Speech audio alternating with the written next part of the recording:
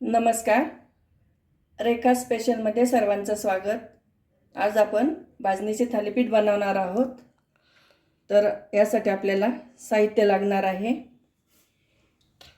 2 वाट्या भाजणीचं पीठ. भोपळा हा मी छान स्वच्छ धुवून आणि किसून घेतलेला आहे. गाजर हे देखील आपण किसून घेतलेलं आहे.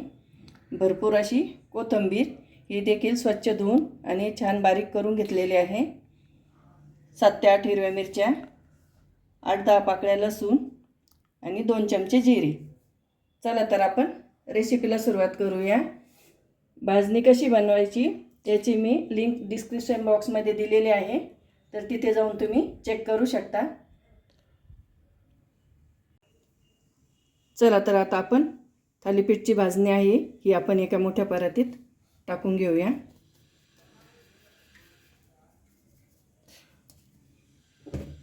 यामध्ये आता आपण कट करून घेतलेल्या भाज्या घालून घेणार आहोत. भोपळा, गाजर, कोथिंबीर. सध्या मार्केटमध्ये गाजर आणि भोपळा वगैरे सहज उपलब्ध होतो आहे आणि कोथिंबीर देखील भरपूरच बाजारामध्ये येत आहे. तर जास्तीत जास्त आपण या भाज्यांचा, कोथिंबीरीचा वापर थालीपीठमध्ये करणार आहोत. इकडे मी हिरवी मिरची, लसूण आणि जिरं बारीक करून घेतलेलं आहे. हे देखील आपण यामध्ये घालून घेणार आहोत. चवीनुसार मीठ. आता हे आपण छान मिक्स करून घेणार आहोत.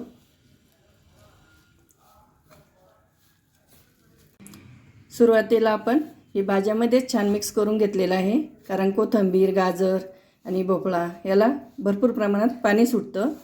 तर आपल्याला सुरुवातीला यामध्येच मळून घ्यायचं आहे आणि कमी पडलं तरच आपल्याला पाण्याचा वापर करायचा आहे. तर आपल्याला याला थोडंसं पाणी लागेल. तर मी हे मिक्सरमध्ये मसाला बारीक करून घेतलेला होता, तर यामध्येच थोडंसं पाणी घालून घेतलेलं आहे, म्हणजे आपला मसाला हा सर्व निघून जाईल. आणि थोडंसंच आपल्याला पाणी वापरायचं आहे. आपल्याला हे पीठ घट्टच मळायचं आहे, नंतर याला पाणी सुटू शकतं. तर आपल्याला कमीच पाण्याचा वापर करायचा आहे. अतिशय पौष्टिक थालीपीठ तयार होतात. थालीपीठला छान कलर येण्यासाठी आपण थोडीशी हळद घालून घेणार आहोत. अशाच पद्धतीनं तुम्ही मेथी किंवा पालक घालून देखील छान थालीपीठ बनवू शकतात. अतिशय खुसखुशीत आणि पौष्टिक असे आपले थालीपीठ बनतात. अगदी मऊसूत थालीपीठ तयार होतात. तर तुम्ही एकदा हे थालीपीठ नक्की करून बघा. आपण हे पीठ मळून घेतलेलं आहे. यावरती आपण थोडंसं तेल घालून छान मऊ असा गोळा बनवून घेऊया. आपण हे थालीपीठ लाटून बनवणार आहोत. तुम्ही थापून देखील बनवू शकता, पण त्यासाठी आपल्याला हे पीठ थोडंसं सैलसर मळावं लागतं. अशा पद्धतीनं आपण तेल लावून घेऊन याचे उंडे बनवून घेणार आहोत. छोटे छोटेच आपण हे थालीपीठ बनवणार आहोत. तुम्ही प्रवासामध्ये देखील हे थालीपीठ नेऊ शकता आणि मुलांच्या डब्यांना देखील हे थालीपीठ देऊ शकता, कारण यामध्ये तुम्ही वेगवेगळ्या भाज्या बनवून मुलांना खाऊ घालू शकता. तर तुम्ही मुलांना एकदा हे नक्की देऊन बघा. मुलं हे आवडीने खातील. अशा पद्धतीने आपण 4 ते 5 गोळे बनवून घेऊया. आपण हे थालीपीठ आता लाटून बनवणार आहोत. तर यासाठी आपल्याला पोळपाटावर थोडंसं कोरडं पीठ घ्यायचं आहे. त्यावरती आपण हे थालीपीठ लाटून घेणार आहोत. तर दोन्ही बाजूने असं कोरडं पीठ लावून छान असं लाटून घ्यायचं आहे. आपलं थालीपीठ हे लाटून झालेलं आहे. आपल्याला हे थोडंसं असं जाडसरच ठेवायचं आहे, जास्त बारीक आपल्याला बनवायचं नाही.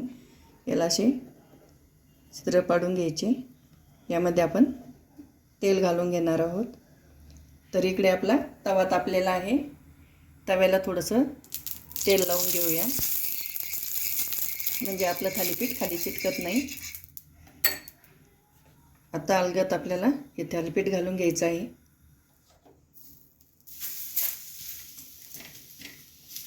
सांभाळून घालायचं, नाहीतर तेल अंगावर उडू शकतं. दोन्ही बाजूनी आपल्याला खरपूस असं थालीपीठ भाजून घ्यायचं आहे. एक बाजू पलटून झाली की दुसऱ्या बाजून देखील आपल्याला छान असं भाजून घ्यायचं आहे. आता आपण यामध्ये थालीपीठमध्ये असं थोडंसं तेल सोडून घेऊया, म्हणजे आपलं थालीपीठ हे खमंग भाजलं जाईल. दोन्ही बाजूनी खमंग असं आपलं थालीपीठ भाजून झालेलं आहे. चला तर आता आपण हे खाली काढून घेऊया. अशाच पद्धतीनं आपण दुसरं थालीपीठ देखील घालून घेणार आहोत.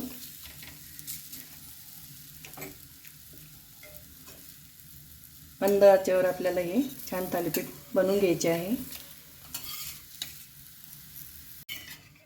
चला तर मैत्रिणींनो, आपले अतिशय पौष्टिक असे थालीपीठ तयार झालेले आहे. बऱ्याच वेळेस काय करतात, लहान मुलं पालेभाज्या खात नाही, तर तुम्ही थालीपीठामध्ये जर घालून दिल्या तर लहान मुलं आनंदाने खातील आणि त्यांना आरोग्यासाठी देखील खूपच फायदेशीर राहील. तर यामध्ये तुम्ही पालक आणि कांदा, टोमॅटो या असं घालून त्याचं देखील तुम्ही थालीपीठ बनवू शकतात. तर हे थालीपीठ आपण दह्यासोबत खाणार आहोत. तुम्हाला जर सॉस आवडत असेल तुम्ही सॉसबरोबर देखील खाऊ शकतात. तर चला तर मैत्रिणींनो, कशी वाटली माझी रेसिपी कमेंट करून नक्की कळवा.